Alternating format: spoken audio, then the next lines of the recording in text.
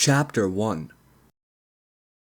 The brightness of the blood near Eldon's head reminded me of a halo, a devil's halo. I did not mourn. Why should I? The man wanted me dead, wanted Cain dead, and thought he had done so, but we surprised him, the fool. No, I didn't mourn. I reveled in it. My gaze drifted to Cain. Half of me celebrated, while the other half, still confused and exhausted, wondered what was next. I knew who and what I was, but not everything. Things about my life were held from me, things that I should have known and didn't. I was a Rosewood, at least part of me was. I felt deep down the mother I had always known, grew to love and missed was not my true mother. How? I'm not exactly sure myself. But something inside me, something I sensed, an innate feeling that I couldn't explain, told me so. And that's where Cain came into play. The smell of burning flesh and clothes filtered through the crisp winter air. Bits of charred clothing fibers and soot floated up. A soul of someone who was once my relative, now gone. I walked away. Standing there in the doorway, the staircase before me, dark. I wondered what was to come next. I knew, but it didn't register in me. Nothing had. All my life I'd been living a lie and I was mad. Why did they keep it from me? My birthright. Who was I? I knew I was powerful, but how? Why? Footsteps came from behind. Then arms wrapped themselves around my waist and pulled me in close. Their warmth settled my confusion. Warmth that was safe, made me feel whole. What are you thinking? You're so far away. Where are you?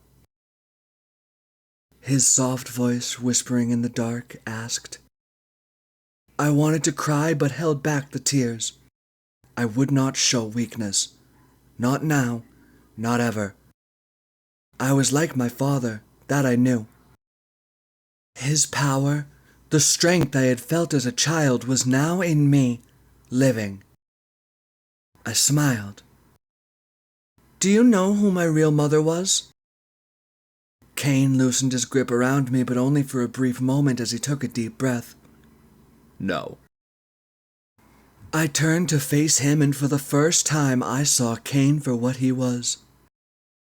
It wasn't that he was my bodyguard.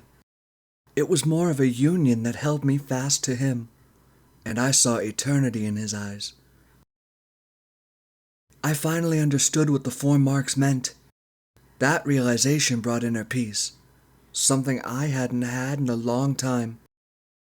My life had a purpose now, even though pieces of the puzzle had yet to be found, to make me whole, and that part still hurt. Feeling my pain, he leaned in so his lips gently caressed my neck, which made the pain ebb just slightly. Before he could go further, and I wanted him to, I had to make sure I had it all straight, that nothing else was left out. To put it short, I didn't want any more surprises. Let me make sure I have this straight. No, let me make sure I understand all that has gone down. You were hired to protect me from all this. I had to laugh. I mean, granted, he did do just that, but somehow his protection seemed to have some holes in it, because I'd almost been killed, at least to my recollection, 3 times. My life was in danger, as well as my parents'. That's why we had planned this trip to Europe, the one they never got to take. I bit my lip, forcing the tears back in their place.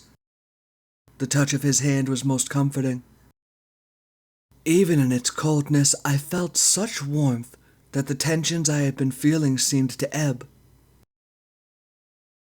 Yes, I was hired to protect you, but I also wanted you, your soul, to be mine. That part was not in the deal.